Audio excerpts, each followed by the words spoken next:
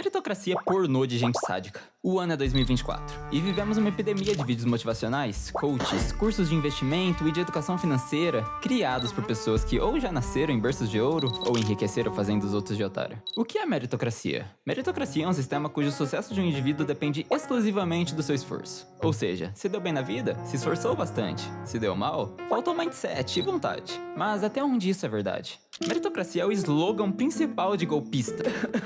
Coaching. Tem que tomar cuidado, pois chamar bandido de bandido hoje em dia dá processo. Mas até onde meritocracia funciona? Para entender isso, a gente precisa entender as principais estruturas que compõem o futuro de uma pessoa na sociedade. Primeiro, nós temos o núcleo principal de um indivíduo, a família. A família é responsável por dar os primeiros estímulos à criança. Em casa é onde aprendemos a nos comunicar, por exemplo. Juntamente com isso, vem a criação, educação, necessidades e alimentação.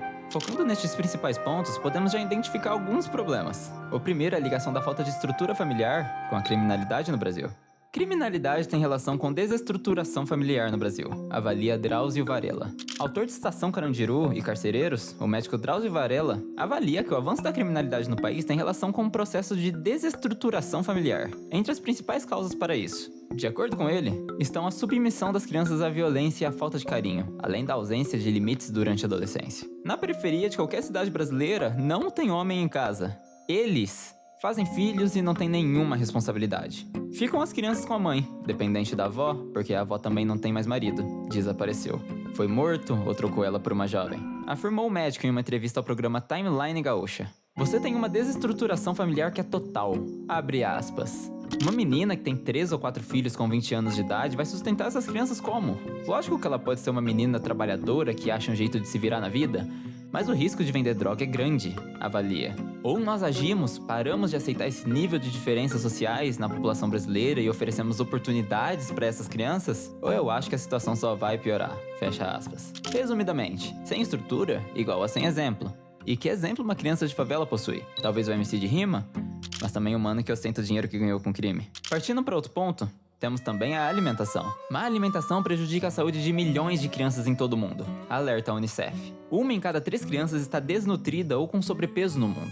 Na América Latina e no Caribe, 1 em cada 5 crianças é afetada pela malnutrição. No Brasil, o aumento do sobrepeso é particularmente importante. Se a alimentação afeta justamente o desenvolvimento infantil, o que se espera do futuro de um país onde uma boa parcela da população é pobre, se alimenta principalmente de ultraprocessados e alimentos de má qualidade, pelo alto custo de vida do país? Isso já nos permite ganchar para o segundo ponto principal do que forma um indivíduo na nossa sociedade. A escola. O estudo é o principal pilar da meritocracia. Através do esforço você pode entrar em uma faculdade, estudar por fora outras áreas e afins. Mas será que todos têm a mesma oportunidade de estudar assim?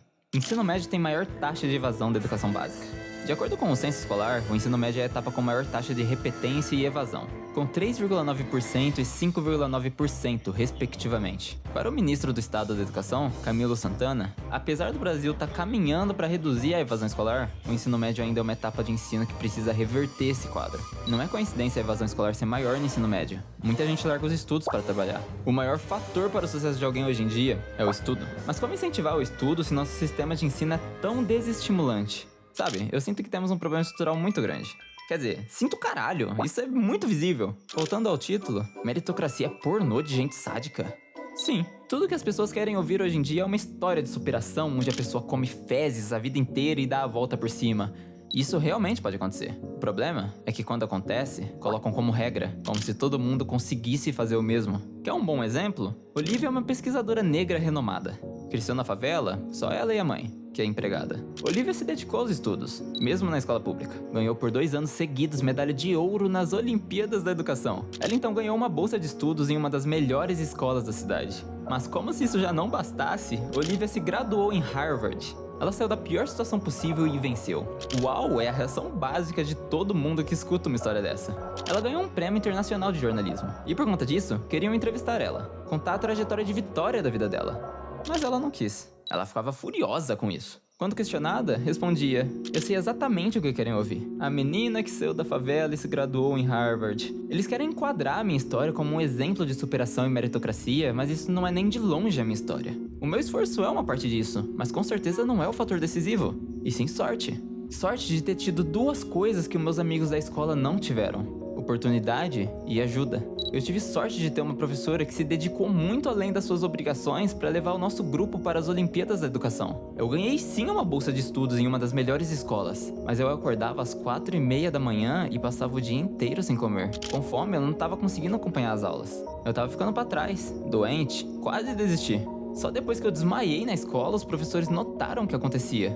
E, pra minha sorte, a escola começou a pagar minha alimentação, roupas, material. Pela primeira vez, eu pude imaginar e planejar um futuro. Até fazer faculdade. Então, ouvir que eu consegui porque eu mereci me deixa profundamente irritada. Porque o que isso diz sobre os meus amigos que nunca conseguiram? Que eles não se esforçaram bastante? Minha história não é sobre meritocracia, é sobre desigualdade. O problema da meritocracia é a romantização do sofrimento extremo, contanto que tenha um final feliz. É um show midiático pra mostrar que, olha, a pessoa saiu da favela com estudo, você também consegue. E você se mata de trabalhar, ou estudar, ou talvez os dois. E no final se frustra, porque os resultados talvez não fossem o que você esperava, ou o mesmo que o outro conseguiu. Aí você, cansado, precisa escutar em um podcast que se você não conseguiu, foi porque você não se esforçou bastante. Meritocracia é pornô de gente sádica.